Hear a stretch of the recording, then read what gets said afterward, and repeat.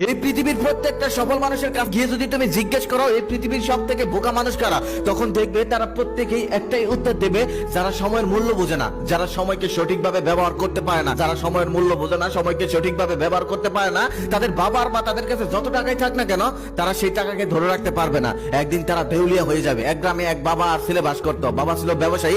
সে ব্যবসায়ী হওয়ার কারণে তার কাছে সময়ের মূল্য ছিল অনেক, আর ছেলের কাছে সময়ের কোনো মূল্যই ছিল না। হেলায় খেলায় কাটিয়ে দিত, বাবার কাছ থেকে টাকা নিত, আর বন্ধু বান্ধব নিয়ে আড্ডায় মেতে থাকতো। লেখাপড়া বা কাজ কোনোটাই সে ভালো মতো করতো না। বাবা অনেক বোঝানোর পরেও তাকে কিছুতেই বুঝাতে পারছিল না। সে বলতো, আমার বাবার এত টাকা থাকতে আমি কেন কাজ করব, আমি কেন লেখাপড়া করব? আমার বাবার যত টাকা আছে তা যদি আমি সারা জীবন বসেও খাই তাহলেও ফুরাবে না। বাবা ছেলেকে নিয়ে সবসময় টেনশন করতো, কারণ তার যতই টাকা থাকুক না কেন, সে যদি এই টাকাগুলো ধরে না রাখতে পারে তাহলে সে একটা সময় দেউলিয়া হয়ে যাবে, রাস্তার ফকির হয়ে যাবে। টাকা সেই ধরে রাখতে পারে যে টাকা রোজগার করতে পারে, যে টাকা রোজগার করতে পারে না সে কখনো ধরেও রাখতে পারে না। অনেক চেষ্টা করেও বাবা তার ছেলেকে বুঝাতে পারলো না। তারপর সে মনে মনে ভাবলো তাকে একটি বাস্তব উদাহরণ দিয়ে চোখে আঙুল দিয়ে বুঝিয়ে দিতে হবে। তারপর বাবা সিদ্ধান্ত নিল যে একদিন তিনি ঘুরতে যাবে ছেলেকে নিয়ে। ছেলেকে বললেন, আর গাড়ি করে তারা ঘুরতে বের হলেন একটা পার্কের উদ্দেশ্যে। সেই পার্কের সামনে যেতেই দেখলেন তিনজন ফকির ভিক্ষে করতেছে। তারপর সেই তিনজন ফকিরের সামনে গিয়ে তিনজন ফকিরকে 1,00,000 করে টাকা দিয়ে দিলেন। 1,00,000 করে টাকা পেয়ে ফকিররা খুশিতে আত্মহারা হয়ে গেল।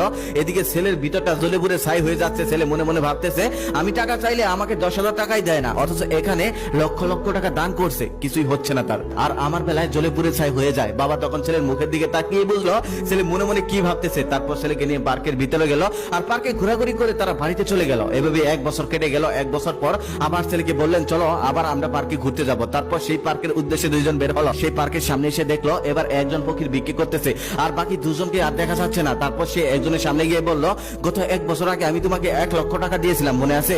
লোকটা তখন বলল, হ্যাঁ আমার মনে আছে, আপনি আমাকে 1,00,000 টাকা দিয়েছেন। তখন লোকটা বলল, আমি তোমাকে 1,00,000 টাকা দেওয়ার পরেও তুমি আজও কোনো ভিক্ষা করতেছ? লোকটা তখন বলল, আমি ভুল করেছি, আর ভুলের কারণে আজও আমাকে ভিক্ষা করতে হচ্ছে। আপনি যখন আমাকে 1,00,000 টাকা দিয়েছিলেন তখন আমি এতটাই খুশি হয়েছিলাম যে আমি অনেক টাকার মালিক হয়ে গেছি। তারপর আমি ভাবলাম এই টাকা আমার কখনোই শেষ হবে না। তারপর থেকে আমি আর কখনোই ভিক্ষা করিনি।